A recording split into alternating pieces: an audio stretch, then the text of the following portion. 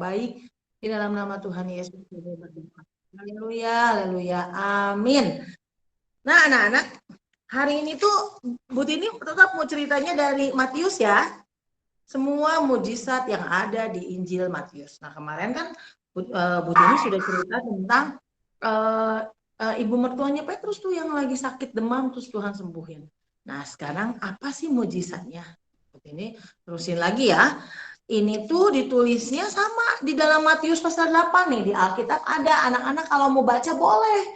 Silakan anak-anak baca dari Matius pasal 8 ayat 1 sampai 4.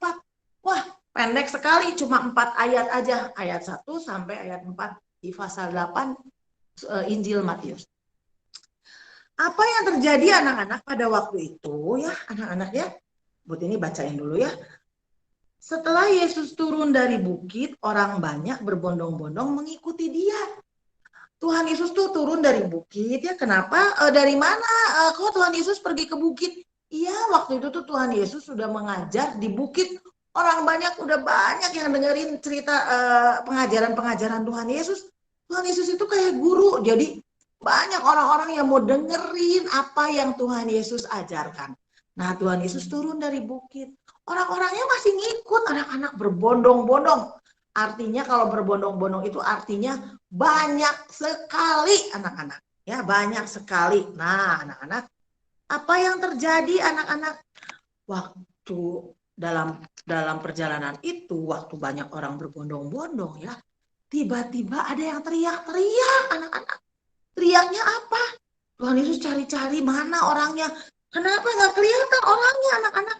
Karena ternyata orangnya itu ditutup, anak-anak nih ditutup orangnya.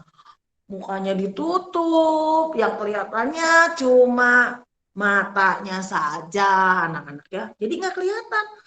Tuhan, katanya ya Ibu Tini bacain. Maka datanglah seseorang lalu sujud menyembah dia dan berkata, Tuhan dapat mentahirkan. Tuhan, apakah Tuhan dapat mentahirkan aku? Tuhan Yesus bingung, ini orang ini kan siapa ini? Mukanya ditutup, semuanya ditutup dari ujung rambutnya sampai ke kakinya semua ditutup. Yang kelihatan cuma matanya aja.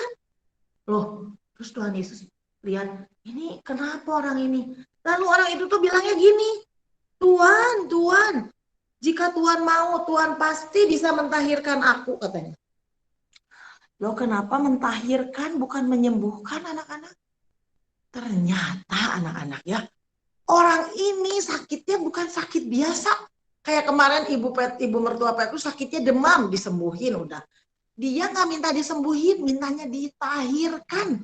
Kenapa ditahirkan anak-anak? Ternyata orang ini sakitnya adalah sakit kusta. Nah, kalau kusta itu ya anak-anak harus ditahirkan. Apa sih Miss ditahirkan itu? Ditahirkan itu ya selain disembuhkan, berarti dia layak masuk ke dalam bait suci atau ke gereja. Kalau zaman dulu ya anak-anak ya, kalau misalnya badan kita borok-borok aja, nggak boleh masuk ke gereja anak-anak. Kalau sekarang, wah kita kena bisul atau panung, kita masih bisa ke gereja. Kalau zaman dulu nggak boleh. Nah, orang kusta tuh orang yang tidak boleh datang ke bait Allah. Nggak boleh, karena mereka tidak tahir anak-anak. Jadi orang ini minta ditahirkan supaya dia bisa masuk ke bait Allah, supaya dia bisa ketemu dengan orang-orang, supaya dia bisa mempersembahkan korban untuk menghapuskan dosa. Nah, kita bersyukur anak-anak sekarang kita ke gereja. Misalnya anak-anak ada panu ke gereja, oh ke gereja aja anak-anak, nggak apa-apa anak-anak.